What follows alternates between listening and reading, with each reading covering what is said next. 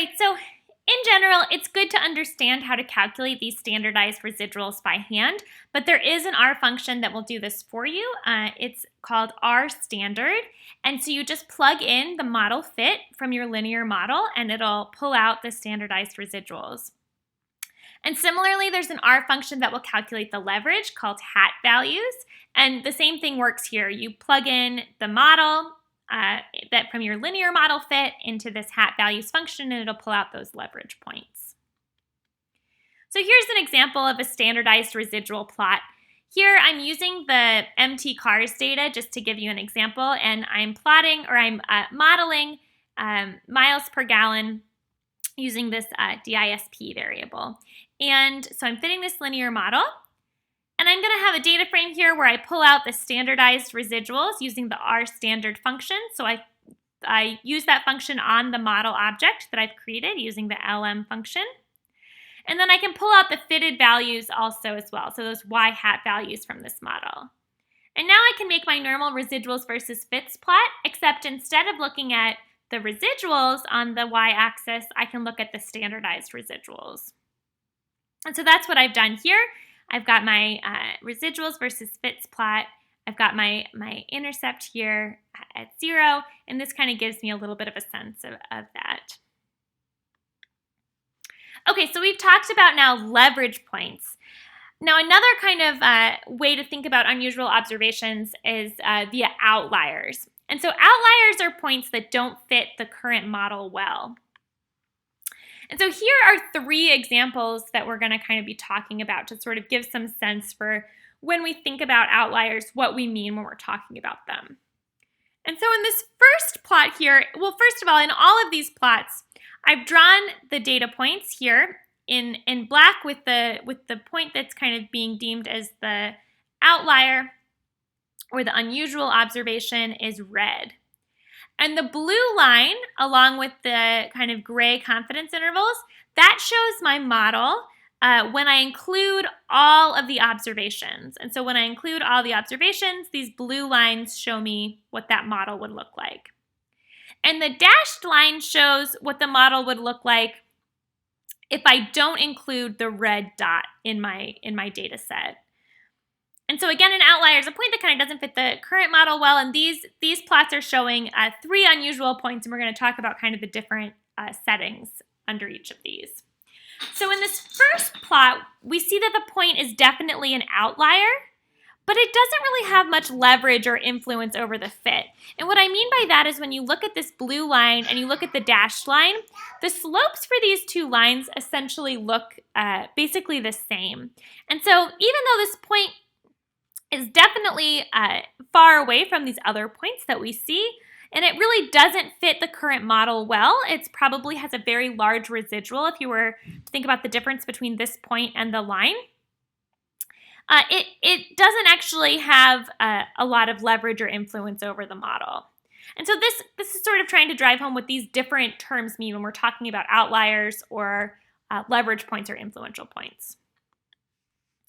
Looking at the second point, we've got this dot up here that has large leverage, but it's not an outlier in the sense that it basically, to be an outlier is a point that doesn't fit the current model well. And this does fit the current model pretty well. I mean, the current model looks like it almost goes right through it. But it's not an outlier, and it really doesn't have much influence over the fit in the sense that it actually is kind of falls right in line. The dashed line basically, without that point, looks exactly the same as the blue line with that point. So this isn't a very influential point, but it does have a large leverage, and it's not really an outlier. So this is another type of unusual observation. And finally, in this third plot, we've got a point here that is both an outlier and very influential. And what do I mean by that? Well, here, if you look at, this is definitely an outlier because it falls pretty far from the model. It doesn't fit the current model well. But it's also influential in that if we look at how this blue line, the line that includes that point, is really pulled towards it and away from the dashed line, which is the line that would be fit if we didn't include that point. So it's very influential. And what's important to notice here is that not only is the residual for this point going to be large, so there's going to be kind of a big difference between this point and what it would be predicted to be based on our model, but it actually inflates the residuals for all these other points. Because if you think about kind of what the residuals would be for these points if we were using the dashed line, the residual is the difference between, what the fitted value is, so where the dashed line is, and what the actual true value is, so what the actual point, where the point falls itself. And so if you look at the dashed line, they're not so far off. But when you look at the blue line, which is the line that includes this influential outlier here, the residuals are much larger for these other points. And so not only does it inflate not only does it have a large residual itself, but it's inflating the residuals for the other points. And so that's important to keep in mind. And I'm going to talk about a metric that sort of helps us account for that. So to detect points like this third example, it can be prudent to exclude the point and recompute the estimates to get new beta hat values and sigma hat squared values. And so what these i's indicate is that I'm going to calculate some beta hat values that leave out that ith observation. And I'm also going to calculate the sigma hat, or the estimated variance, leaving out that observation. And so essentially what I'm calculating is, what we would get if we just had this dashed line where we left out that influential point.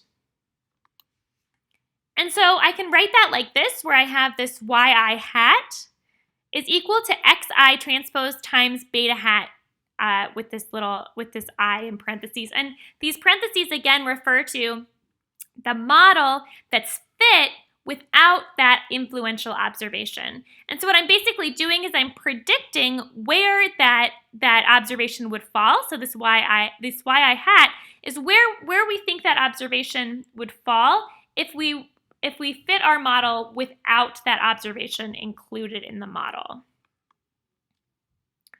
And so if y hat without the estimated value on the model that was fit without that observation, if that minus yi, the actual value for y for that observation, is large, then observation I is an outlier.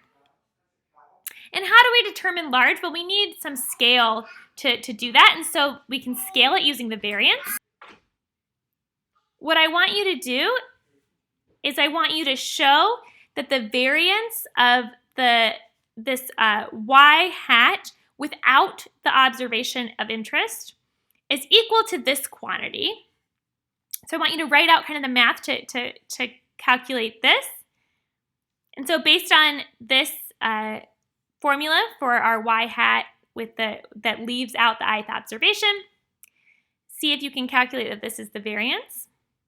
And then what I want you to do is I want you to use this data here to calculate the variance of y hat without that ith observation for observation 5. And so this is observation 5 right here. So I want you to calculate what that would be for observation 5.